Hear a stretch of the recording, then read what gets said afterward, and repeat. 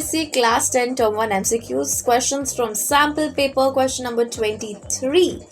Convert it to your indirect speech. The question is, she said, I told Damanjeet to send you an email 3 days ago. Option number A, she told that Damanjeet had mailed you 3 days then. Option number B, she informed me that Damanjeet has mailed me 3 days before. Option number C, she says that she has told Damanjeet to send me an email 3 days then.